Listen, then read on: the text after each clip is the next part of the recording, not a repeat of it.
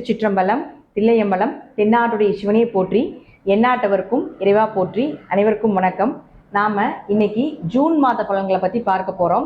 June மாதத்துல சனி பகவான் ஆட்சி பலம் பெறுகிறார். அதே போல செவ்வாய் ஆட்சி பலம் பெறுகிறார். சுக்கிரன் 12ஆம் தேதி வரைக்கும் ஆட்சி பலம் பெறுகிறார். 14ஆம் தேதிக்கு மேல புதனும் ஆட்சி பலம் பெறுகிறார். ஆட்சி அப்படின்னா தன்னுடைய சொந்த வீட்டுல பலமா இருந்து எல்லாருக்கும் பலனை 100% கொடுக்க போறாங்க அப்படிங்கிற அமைப்பு. சனி பகவான் மட்டும் இந்த மாதம் 29ஆம் தேதி வக்ரமாகிறார். நவம்பர் மாதம் 15ஆம் தேதி வரைக்கும் சனி வக்ர பதிவை நாம் அடுத்து வரக்கூடிய வீடியோல பார்க்கலாம்.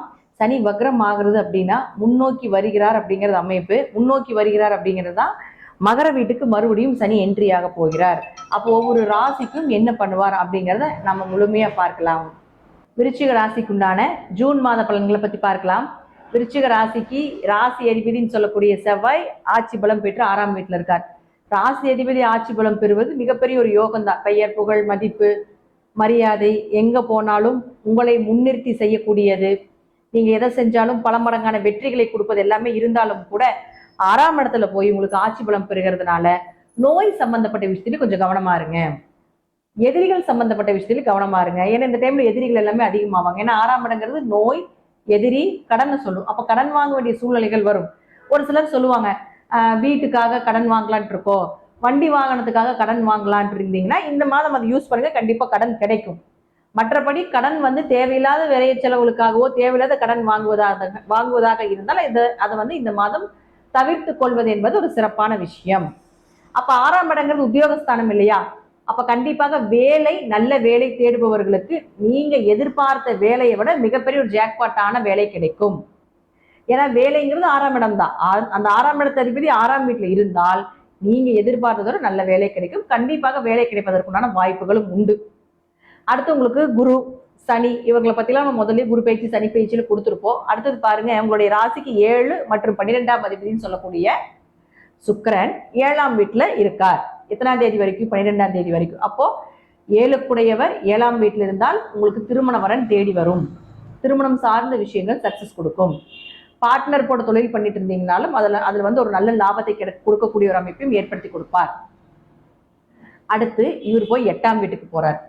அப்போ 7க்குடையவர் 8ஆம் வீட்டுக்கு போனா கணவன் மனைவிக்குள்ள கருத்து வேறுபாடுகள், சில சண்டை சச்சரவு பிரச்சனைகள், வியாபாரத்துல கொஞ்சம் தடை தாமதங்களையும் ஏற்படுத்தி கொடுக்கும். கொஞ்சம் கவனமா இருக்கணும். ஆனா அவரே 12ஆம் அதிபதியாக 8க்கு போறதுனால ஆரம்பத்துல கொஞ்சம் பிரச்சனைகளை கொடுத்தாலும் பின்னாடி ஒரு நல்ல ஜாக்பாட் கொடுக்கக்கூடிய, விபரீத ராஜயோகத்தை கொடுக்கக்கூடிய ஒரு அமைப்பையும் நிச்சயமாக இந்த சுக்கிரன் ஏற்படுத்தி கொடுப்பார்.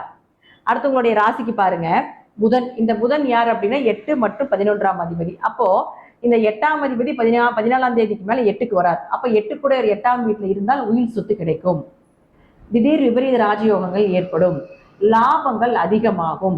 ஷேர் மார்க்கெட், MLM, சீட்டு சம்பந்தப்பட்ட விஷயத்துல இருந்தீங்கனாலும் இது சார்ந்த ஏதாவது ஒரு பணம் வரணும் அப்படின்னு எதிர்பார்த்துட்டு இருந்தீங்கனாலும் இந்த மாதம் தினமே கிடைப்பதற்குண்டான வாய்ப்புகள் உண்டு. அடுத்து உங்களுடைய ராசிக்கு பாருங்க, சூரியன். சூரியன் யாரு? 10ஆம் அதிபதி. அந்த 10ஆம் அதிபதி போய் 8ல இருக்கும் பொழுது சொந்த தொழில கொஞ்சம் பிரச்சனைகளை கொடுத்துருக்கலாம். அடுத்து அவர் உங்களுடைய ராசிக்கு 8ஆம் வீட்டுக்கு போறார்.